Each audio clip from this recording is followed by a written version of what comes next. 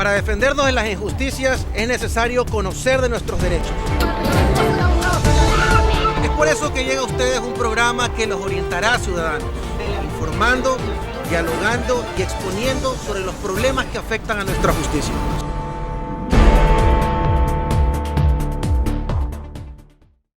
¿Cómo están, amigos televidentes? Bienvenidos a un programa más de Estado de Derecho.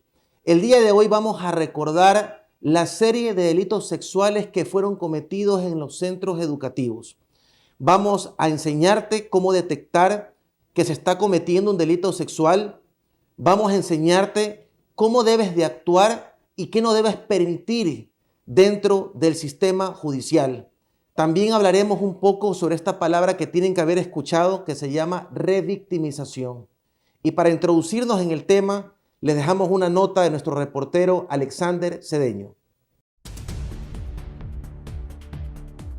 Los abusos sexuales a menores son más comunes de lo que la gente imagina. En su mayoría ocurren en los vínculos más cercanos del niño, niña o adolescente. Se denunciaron varios casos de violación y abuso sexual contra niños, aberrantes hechos descritos por los menores a sus padres y del que acusan a 4 docentes. E incluso en sus propios planteles educativos, donde por más de una ocasión se ha denunciado a docentes que han hecho de las suyas, que han sido denunciados y algunos han sido puestos a órdenes de la justicia, aunque seguramente otros sigan en libertad. Para Estado de Derecho, Alexander Cedeño. Y para tratar este tema el día de hoy, hemos invitado a la señora Marjorie, a quien vamos a proteger la identidad y ustedes conocerán por qué razón. Ella es una víctima, al igual que su hijo, de un delito sexual. Aquí ella nos va a explicar cómo descubrió que se estaba cometiendo esta infracción y cuál fue su trato dentro del sistema judicial. Nos vamos a una pausa y luego volveremos con el desarrollo del tema.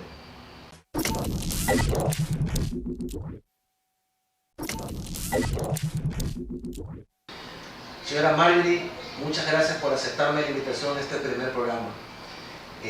Primero quiero reconocer su valentía, haber descubierto... Revisaba los cuadernos y es que no copiaba nada. ¿Cómo era su relación con usted? No le gustaba hablar. Era como que se puso con miedo hasta para ir al baño. Él tenía miedo, quería que lo acompañen. Y comenzó a tener unos cambios que me comenzaron a preocupar, y más que de la escuela me mandaban notas que el niño le pegaba a los niños, que era agresivo, que no hacía caso. O sea, hubo un cambio brusco de su conducta. Sí. ¿Cuándo usted decidió como madre hablar con él y pedirle que le confíe qué estaba pasando? Cuéntanos esa parte, esa introducción con su hijo.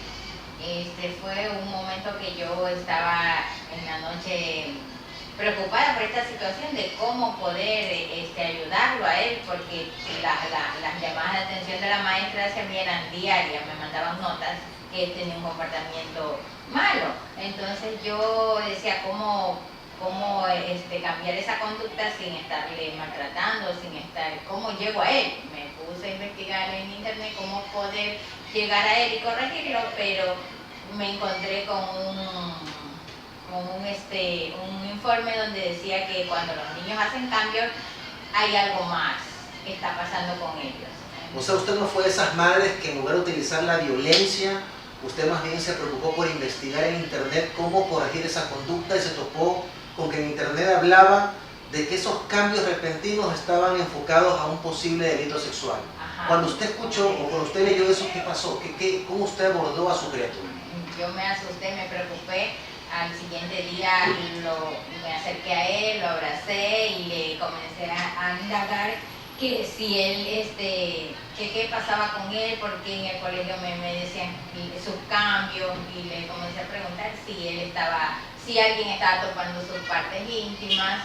Entonces le di como una seguridad a él, que le dije que si algo estaba pasando, que yo lo iba a defender, que si él no me contaba a mí, siempre seguirán pasando las cosas malas que a lo mejor te estén pasando, pero si tú me las cuentas a mí, yo te voy a ayudar y no va a... ¿Se ganó la confianza de su hijo? Sí, me gané. ¿Le contó directamente o tuvo que intentarlo por 2 o 3 ocasiones? Tuve que intentarlo por 2 o 3 ocasiones. Cuando le contó, ¿qué le contó? cuando él me contó... Sin ser muy gráfico, Ajá. lo pertinente. Mis palabras fueron que yo me preocupé porque decía que en los abusos son desde las casas mismos, familiares cercanos. Entonces yo comencé a preguntarle por los familiares de mi casa, de mi papá, o sea, el abuelo, los hermanos, los tíos, a lo que él me decía que no pasaba nada. Entonces yo pensaba mi hijo pasaba en la casa y en la escuela, en ningún lugar más. Entonces le dije, ¿en la escuela algún profesor? Ahí fue cuando a él se le salieron las lágrimas y me dijo que sí, era un profesor. Además de él, eran otras personas las que también estaban siendo víctimas. Sí, eran más niños que también mi hijo me contó que estaban siendo víctimas por unos profesores. ¿Usted sentía igual dudas al respecto de ese asunto? ¿Prefirió más bien contactar con los padres? ¿Qué hizo inmediatamente? Sí, cuando mi hijo me contó, le comencé a preguntar que me dijera quiénes son esos niños, si conocían las casas donde vivían, y él me dijo que más o menos. Entonces yo al siguiente día comencé a investigar y llegué hasta la casa de los niños. Hablé con los padres y les dije lo que estaba pasando, lo que mi hijo me había contado, y quería saber si los niños, era verdad lo que mi hijo me contaba. Quería saber que los niños me dijeran si era verdad que con ellos también estaba pasando. Luego los padres, ¿qué le indicaron? Los padres, ellos no sabían nada tampoco, porque los hijos no le habían contado nada.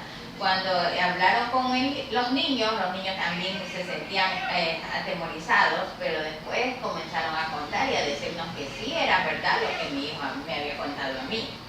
Correcto. Usted ya descubrió la infracción, descubrió que algo estaba pasando. Lo primero que hizo conscientemente es buscar ayuda en el centro educativo. ¿Okay? Usted se acercó al centro educativo y ¿qué recibió? ¿Cuál fue el trato que recibió dentro del centro educativo? Prácticamente no recibí una ayuda la que yo quería, porque la rectora me comenzó a amedrentar y atemorizar, diciendo que si yo denunciaba este hecho me iban a pasar a mí una contrademanda por mentiras y calumnias. Ese fue el primer revés que estuvo cuando descubrió este asunto. Sí. ¿Cuándo fue que tomaron la decisión de buscar e ir a la Fiscalía del Ecuador? Cuando ya me reuní con los demás padres, que nuestros hijos nos dijeron que sí era verdad que estaba pasando abusos. Entonces entre los padres dijimos que no podía pasar esto, que nosotros teníamos que buscar una ayuda, ya que en el colegio no nos prestaron la ayuda que queríamos nosotros. Y decidimos ir a la fiscalía a poner la denuncia, y ahí recibimos la ayuda del doctor Peña, quien él nos ayudó rápidamente porque se trataba de niños, y donde desde ahí empezó todo esto, y con su ayuda de abogado es que hemos seguido en esta lucha. Por supuesto, hay que recordar este evento y por eso es importante su presencia, porque la gente debe entender que esta madre estuvo muy alerta a esas señales, que esta madre no se dejó vencer por el sistema, que fue más allá de sus posibilidades, reuniendo a los padres de familia, enfrentándose al mismo colegio y enfrentándose a un círculo vicioso que luego destapó la serie de abusos que se cometieron dentro de los centros educativos. Por eso digo que su tema es emblemático, y usted es una mujer muy valiente, porque gracias a su ayuda no solamente que salvó la vida de su hijo, sino que también pudo salvar la vida de otros niños cuyos padres no sabían qué pasaba con ellos. Y lo importante también es que en este caso, de alguna forma, se topó con el fiscal correcto. Un fiscal que en el momento en que usted conoció su denuncia, él inmediatamente tomó las primeras acciones. Y para que ustedes televidentes conozcan de qué caso se trata, es el caso donde el fiscal básicamente se metió por las rejas del centro educativo para aprender a esos maestros, y esos maestros, algunos de ellos se dieron a la fuga, mientras la rectora siempre le dio la espalda a esta madre. Y de ahí lo que ustedes conocen, se destapó una olla de grillos dentro del sistema educativo, y terminó inclusive conformándose una asamblea, una especie de comisión dentro de la Asamblea del Ecuador, creo que era la Comisión Ampetra, donde finalmente se develó que se habían cometido en los centros educativos 800 denuncias que jamás fueron tramitadas en el sistema judicial. ¿Cuál fue el trato del sistema judicial? Su hijo fue llevado varias veces a diligencias, se le preguntó una y otra vez sobre las circunstancias, cómo sentía su hijo este escenario nuevo de tramitar su causa dentro del sistema judicial. ¿Fue justo el sistema con su familia? ¿Cómo se sintió durante el proceso? Cuéntenos, porque es muy importante para entrar en el tema de lo que se conoce como la revictimización. Al principio era algo incómodo porque mi hijo ya venía desde el colegio. Cuando yo fui a presentar la denuncia al colegio, comenzaron a preguntarle, a recordarle todo, a revivirle. En el colegio fue la primera ocasión donde le preguntan. Sí, Ok, primer colegio. Preguntaban, y le preguntaban para que él desmienta que era verdad, que era mentira, qué sé yo. Ellos no creían nada. Y de ahí en la fiscalía fue ya, pero ahí fue una vez, 2 veces, porque por la psicóloga tenían que tomarle versión y luego por las cámaras de Gesell. Estamos hablando de que su hijo, hasta antes de la cámara de Gesell, por lo menos había sido entrevistado unas 5 o 6 veces. Ajá, sí. Por el psicólogo del DESE, por el profesor, por la rectora, por el psicólogo de la fiscalía, por el fiscal, por el asistente, y recién ahí usted empieza con el tema de la cámara de Gesell. Sí. ¿Su hijo sentía alguna molestia dentro de este trámite judicial? Sí, ella no quería ir, que decía que otra vez, que ya no quería seguir en esto. Entonces fue cuando, ya después yo comencé los primeros días yo lo llevé, pero ya después yo iba sola. Pero esto sí nos ha costado mucho porque igual el niño todavía sigue en psicólogo y él ya no quiere eso. Bueno, claro, ahorita el psicólogo ya no trata ese tema, sino otros temas para que no le afecten a él. Este ejemplo es importante no solamente para entender cómo hay que descubrir un delito que se esté cometiendo en contra de un familiar suyo. Algo que debe tenerse en cuenta es que generalmente estos abusos se dan con mayor frecuencia en el seno familiar, con la gente más cercana. Hablando de seno familiar o cercano, estamos hablando de tíos, de primos, de hermanos, estamos hablando de amigos, vecinos e inclusive profesores. Las personas que tienen un contacto más cercano con las víctimas, posibles víctimas, son la gente más proclive a cometer este tipo de abusos. Y hay que estar muy alerta con los indicios, con los signos. Este cambio brusco de la personalidad. Usted alertó a tiempo ese cambio de la persona, que está mal en las tareas, que comienza a tener un rechazo al amor o el cariño o el afecto del padre, que comienza a tener problemas con sus compañeros. Estos indicios acatados a tiempo, pero aquí viene algo muy importante, que usted no debe permitir, y se llama la revictimización. De alguna forma, para que lo que el niño manifiesta sea tratado en el sistema judicial, siempre es importante de que se lo haga dentro de las audiencias correspondientes. Y la forma idónea de tratar este tipo de casos es con un testimonio anticipado de manera inmediata, donde la víctima se lo coloca en una cámara de Gesell ante un juez, ante un psicólogo, y en una cámara de Gesell, que es una cámara apartada, donde están en la parte exterior el fiscal, el juez, los abogados, las partes procesales. A través de un psicólogo se procede a hacer una interrogación para afectar lo menor posible a la víctima.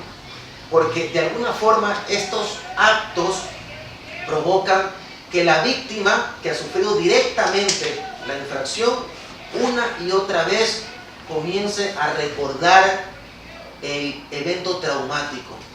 Y lo que debe tener clara la gente, y no debe permitirlo dentro de un trámite judicial, es que una y otra vez estas personas recuerden el evento traumático. Porque mientras más recuerdas el evento traumático, se deja implantada un recuerdo que no va a ser borrado jamás en la vida. Pero si la persona se somete a una sola diligencia judicial y todas las demás diligencias se someten o se rigen a la cámara de Gesell, su niño o la víctima en general puede recibir un tratamiento que lo haga olvidar este recuerdo, para que no provoque secuelas en su formación. ¿Cómo se encuentra su hijito después de todo lo ocurrido? ¿Cómo están ustedes como familia? Un poco más tranquilo porque ya hemos logrado mucho. Primero la sentencia. Sí, primero la sentencia, gracias a su ayuda, doctor. Y con mi hijo ya estaba un poco más tranquilo, aunque igual seguimos con las terapias psicológicas, que eso no se acaba. En el comportamiento de él también ya ha mejorado y un poco, y ahí estamos en la lucha. ¿Cómo está el resto de sus compañeritos? ¿Él sigue estudiando ahí? ¿Ya se cambió de sitio? Todos los niños se cambiaron de escuela, los otros niños están en otra escuela, así todos se dispersaron y salieron del colegio donde estaban. Y aparentemente los otros niños también están bien, continuando con su vida normal, y ojalá que olvidaran eso. Y recuerden que aquí tenemos algo pendiente, que es la investigación por el posible delito de fraude procesal que se cometiera en el momento en que usted fuera a tocar las puertas del colegio y en lugar de darle la apertura, le amenazaron y le dijeron: si denuncias, pues te vamos a perseguir. Y eso es un delito que atenta contra la administración de justicia, y es algo que está siendo tramitado dentro de la Fiscalía del Ecuador, y no puede olvidarse o quedar en impunidad un acto que básicamente estaba encaminado a que un delito sexual cometido dentro del centro educativo jamás sea tocado por la administración de justicia. Con esto nos vamos a un corte y continuamos con las preguntas de nuestros televidentes.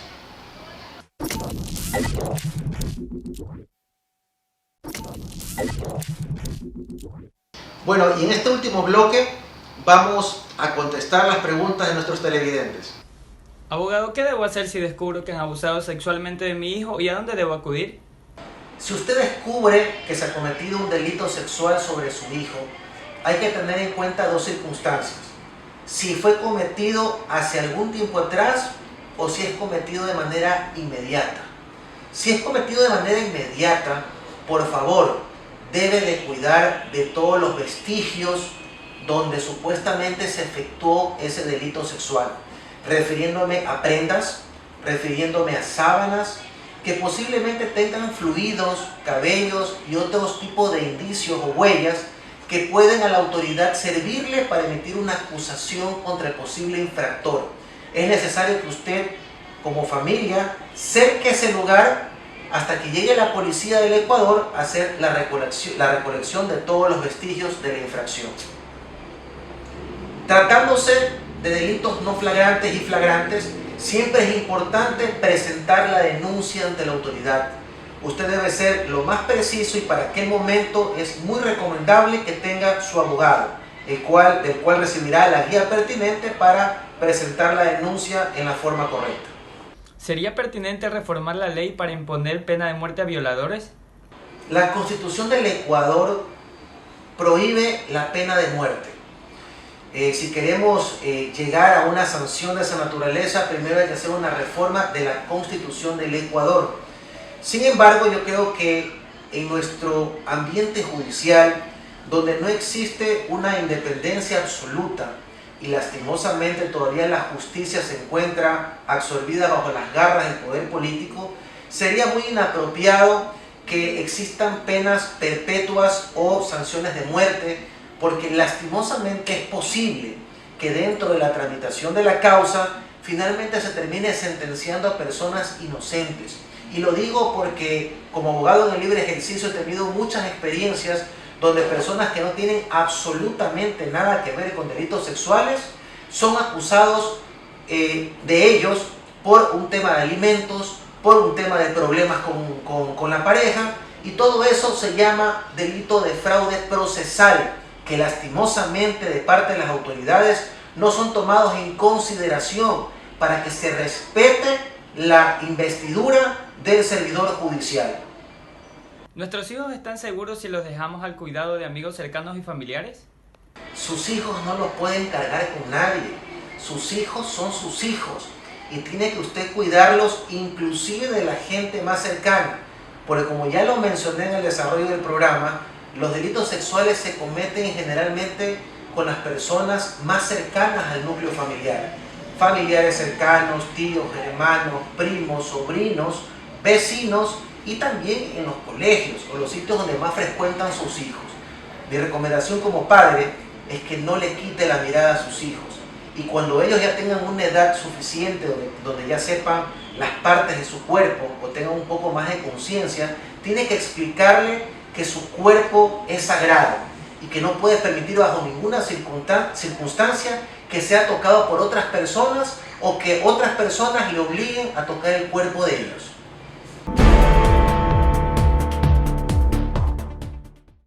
Señora Marjorie, hemos llegado al final de nuestro programa. Quiero agradecerle, extenderle mi mano y mi fuerza para que usted con su familia continúe superando este evento. Realmente cuente siempre conmigo.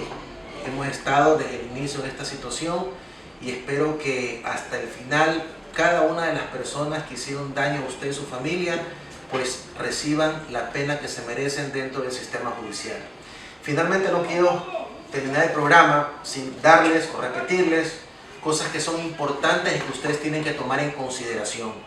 Número 1, estar muy atento de los signos. El comportamiento de su hijo, la relación con ustedes, con sus compañeros, sus notas y cualquier variación de la conducta debe ser tomada con mucha alerta de parte suya. Es posible que algo esté pasando con su hijo y usted debe entrar en una confianza, con sutileza, con mucho tacto, para que su hijo le confiese, le cuente. Generalmente estos delitos se cometen con amenazas. Le dicen y le hacen creer al niño de que ellos están cometiendo algo malo y que los padres lo van a reprender si lo descubren. Y por eso usted como padre debe ganarse la confianza para hacerle entender que malo es si calla y que lo correcto es confiar en sus padres. Número 2. Usted no puede permitir en lo absoluto un maltrato del sistema judicial. Existen muchos abogados, como quienes habla Hernán Ulloa, y otros que prestan servicios gratuitos cuando se trata de ayudar a personas que han sufrido delitos sexuales. Así que lo importante es que apenas usted descubra esto, se asesore con un abogado para que éste le indique qué es lo que tiene que hacer dentro del trámite judicial y sobre todo cuide de la integridad de su familiar o persona que ha sido víctima de delito sexual para que no sea revictimizada por el sistema judicial. Es decir, que no sea confrontada una y otra vez con los mismos hechos para recordarlos y dejarles implantado un recuerdo que no le van a poder sacar nunca en su vida. El sistema judicial es para que en una sola ocasión y en un testimonio anticipado esta persona pueda decir todo lo que conoce y posterior a ello siga la rehabilitación para olvidar este evento traumático y poder continuar con su vida normalmente. Quiero agradecerles nuevamente por su atención y a los colegas abogados y público en general, si tienen ustedes algún tema importante que no esté siendo atendido dentro de la función judicial o que ustedes creen que es necesario tratarlo en estas cámaras, pues este espacio es de ustedes y está abierto para este tipo de consultas. Que tengan una buena tarde.